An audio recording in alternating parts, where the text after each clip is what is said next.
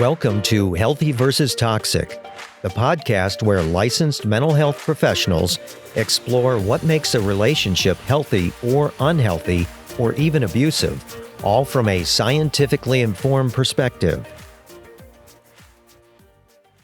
Hello, this is Dr. Grande.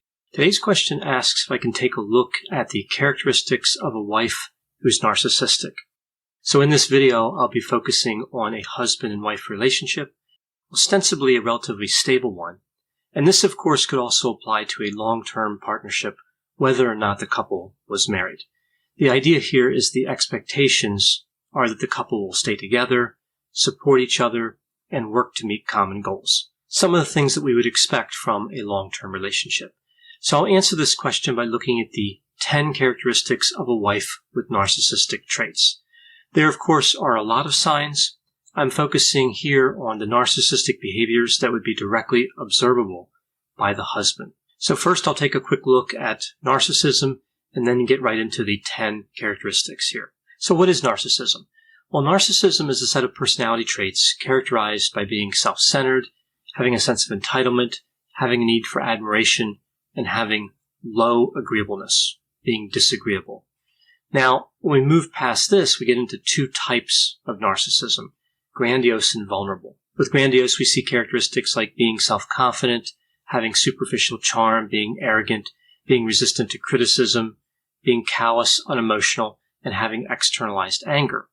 With vulnerable narcissism, we see characteristics like being distrusting, feeling insecure, being resentful, having a lot of shame, being hypersensitive to criticism, being defensive, cold, distant, unforgiving, and having internalized anger. Much of the time when somebody's narcissistic, they tend to fluctuate between these two types of narcissism, so this list will have characteristics related to both types. Now, as I read the items in this list, when I use the term wife here, I'm talking about a wife with narcissistic characteristics, and when I use the term husband, I'm talking about a husband who does not. Because if both people have narcissistic characteristics, that would really be a different list. That would manifest differently. So again, the wife's narcissistic here, and the husband is not. So moving right into the list with characteristic number 1. This is a continuous sense that the wife is disappointed. She's disgusted by the husband's appearance, his earnings, like at his job, his contribution or lack of contribution to household chores, interactions with the children, his motivation, his educational level. So really, in many ways, if not in every way, the wife is putting the husband down. And this really fits into this narrative that the wife puts forth, that she's a victim of a bad marriage, a bad husband. At the same time, the wife would be highly responsive if another woman is interested in the husband, right? Which seems inconsistent with this continuous sense of being disappointed. Number 2, the wife tends to take sides against the husband by default. So she assumes the worst of the husband. She has a lot of distrust for him. So an example here would be something like if there's some sort of home improvement that the couple wants to do, like remodeling a room, putting down a floor, repainting, replacing light fixtures. Now, some people are good at this, and some people aren't. But no matter what the skill level is, the wife is going to be skeptical about the quality of work that the husband can deliver. Maybe even to the point where she hires somebody after the job is done to do it right, to come back and fix everything that she thinks the husband did wrong.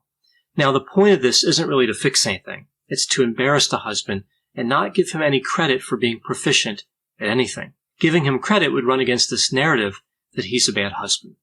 Now moving on to number 3. Number 3 involves the fantasies of success, power, wealth, and other factors that we see with narcissism. So this is kind of an unusual characteristic of narcissism.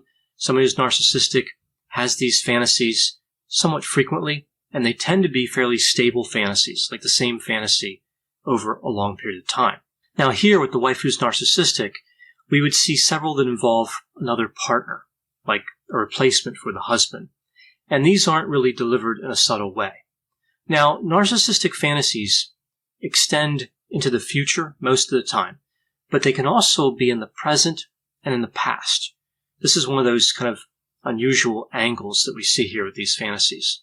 So the fantasy could actually be going back in time and marrying somebody more worthy, a better provider, a better lover, Fantasies are often about undoing something that somebody regrets. And we often see that reflected in the phrases that are used. Phrases like, I never should have settled. I should have listened to my family members, who I guess would have said not to marry the husband. I should have trusted my instincts. Now, of course, as I mentioned, the fantasy could also be in the future, and most of the time it would be. And with the future-oriented fantasies, we see that the wife is clear that if the fantasy could ever come true, she's gone. The marriage is over. She's not even pretending that there's a good relationship between the couple. Consistent with all the types of fantasies, the wife compares the husband to other men. She points out how other men are better. Now, what's interesting about these fantasies as well is that if the husband is doing something that supports one of the wife's fantasies, she gets along with the husband. So she gets along with him when he's working toward one of her fantasies. So if he takes a new job that's more demanding on him, but it pays better, the wife could be supportive, right? That kind of feeds into her fantasy. More money, or it could be just having him have the house more. That could be the fantasy as well, giving her more opportunities to explore alternative relationships. Number 4 is that the husband is paying for the sins of others. So what do I mean by this? Well, we see that in a lot of cases when people are narcissistic, they experience some sort of maltreatment when they were younger. So maltreatment from a prior husband, prior boyfriend, parent, other relative, whoever it was in the case of the wife who has narcissistic traits. Every problem the wife has becomes the husband's fault. He is assigned all the blame. The husband, in a sense, becomes a composite of all those wrongdoers. And with his actions, whether they are right or wrong, they represent all the bad things that happen to the wife. So he represents the wrongdoers, and his actions represent all the bad occurrences. It's like when people take their anger out on a punching bag. The punching bag never did anything to anybody, but it's still going to pay. It's still going to pay for all that anger. So an example here could be somebody in the wife's past denied her material goods. They weren't generous with her, or maybe they didn't even meet her basic needs. So the way she kind of expresses this in terms of relationship with the husband could be running up credit card debt, essentially weaponizing her spending. When she's caught, when the credit card bill comes in, somebody has to pay it, she suggests that this makes her even with the husband. This is actually a very common way for a wife with narcissistic traits to explain away maladaptive behavior. The narrative that the wife paints has always been one where they're both hurting each other, but unequally, right? She has the worse end of the deal. So if she gets caught with this bad behavior, she says, okay, for right now, this just makes us even. And this is typically the most blame that the wife will ever accept, regardless at what point in the marriage that we're looking at. Hi there, I'm Heather Drago. And I'm Sarah Saunders. We host the podcast, That's a Hard No, about saying no and setting boundaries. So you can become that true and empowered you that this world needs. Saying no isn't just okay. It's the key to living an authentic, fulfilling life. I'm a licensed professional clinical counselor, so while this podcast is in no way a replacement for one-on-one therapy, I suppose I know what I'm talking about. I'd say so.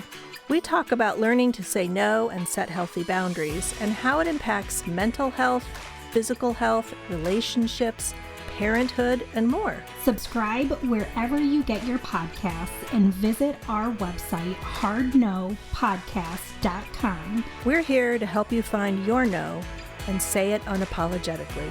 That's a hard no.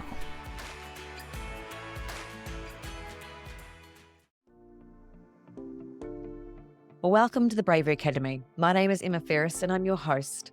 This podcast is crafted to share the stories of courageous individuals who've overcome adversity and found the courage to live their best lives. We'll explore the science of well-being, courage and connection, and interview top thought leaders, game changers, and survivors. It is from these stories that we learn what resilience is, how to heal, how to recover, and how to be brave. Number 5 is that there's no true connection in the marriage. So the wife is emotionally distant and callous. And this is really not surprising given the characteristics of narcissism. We can see a lot in the style of communication between two people. I've worked a lot with couples where one or sometimes both of the people were narcissistic. But again, here I'm just talking about a situation where one person's narcissistic. And it's really fairly easy over time to kind of pick up how some relationships are really cold and distant and how destructive that is to the relationship. We see that when the wife is confronted, when she's asked to talk about emotional topics, she dodges them. She avoids depth, or more likely is incapable of connecting deeply, and she gets frustrated. So she might say something like, I don't know what you want. We're talking. I don't know what you want me to say. So there's just really no room to move.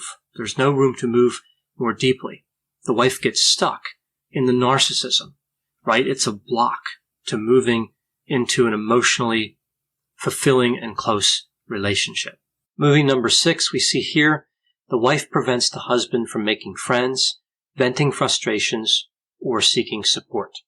So specifically on that venting frustrations piece, the prevention tactic here is that the wife starts complaining, right? So she counter complains every time the husband complains. So that just shuts down the venting of frustrations. Now, in terms of the friend component, if the husband does make a friend, this friend is labeled a loser by the wife. The friend has to go. She's not going to tolerate that relationship. She might say something like, what about that other friend you have or you had at one time? Knowing the husband and that other person she's referring to are not in contact anymore for whatever reason. So she's throwing out an alternative that doesn't really work in an effort to say, look, go spend time with that friend instead of this friend. Really, this is just an isolation tactic, and if the husband tries to criticize one of the wife's friends, then he's being controlling. So we see a really clear double standard here. Now, speaking of double standards, this brings me to item number 7. We see here a double standard when it comes to self-improvement.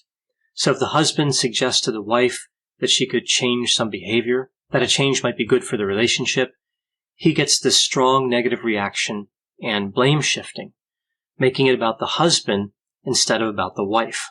So the wife really takes no ownership of her behavior, and there's no conceding that there may be a benefit in changing her behavior. So again, we don't really see the wife giving any ground. She does not or cannot recognize the negative impact this has on the husband, because to the wife with narcissistic traits, the husband is not a real person. Number 8, making the husband feel guilty for wanting to be intimate. I see this all the time in couples where one of the members is narcissistic. So when the husband inquires about being intimate, the wife might say, not again. I can't believe you want this again, right? Really trying to lay a guilt trip on the husband for having a drive. She makes it seem like a chore or a burden. And this is beyond the simple sex drive differential that we see in a lot of relationships. This is really something that's designed to isolate the husband and contribute to a strong feeling of loneliness, like we see in several of these different behaviors. And of course, in some instances, this increases the vulnerability to temptation for the husband and can lead to a whole other series of problems. Number 9 is threatening to leave, threatening to pursue like financial support in family court, to destroy the husband financially, to take the house, to take the cars, to take the kids, to take the dog, whatever it is, to take everything, right? So it's kind of a scary threat because, of course, the prospect of divorce and dividing material assets is scary, right? It makes sense that people would be afraid of that. Now, she might also threaten to tell all his friends and family that he's a loser, tell the kids he's a loser. So a lot of dissemination about his ostensible loser status, right?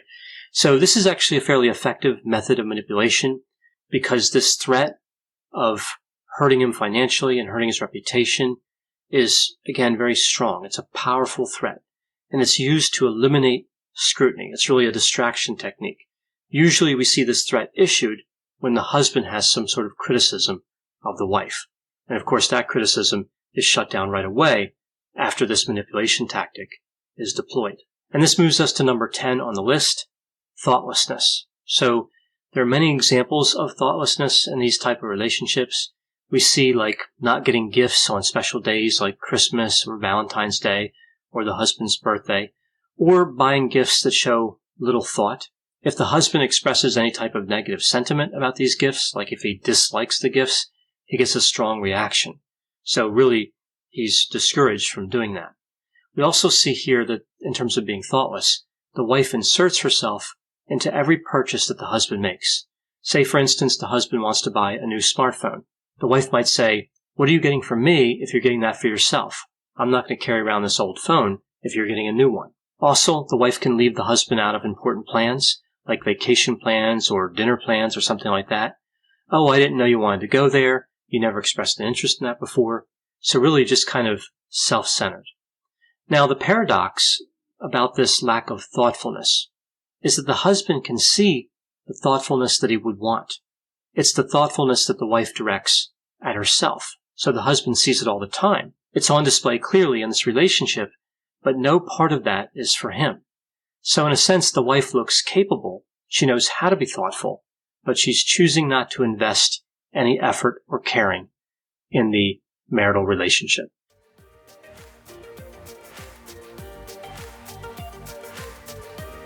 Thanks for listening. This has been a production of Ars Longa Media.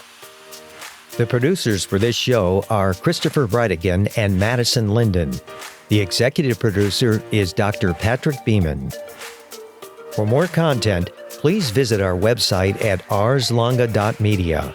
To leave feedback or suggestions, send an email to info@arslonga.media. To find more content from Dr. Grande, including a link to his YouTube channel and his other Ars Longa podcasts, visit our website at arslonga.media. This podcast is intended for informational purposes only and should not be construed as medical or mental health advice. Ars Longa, Vita Brevis.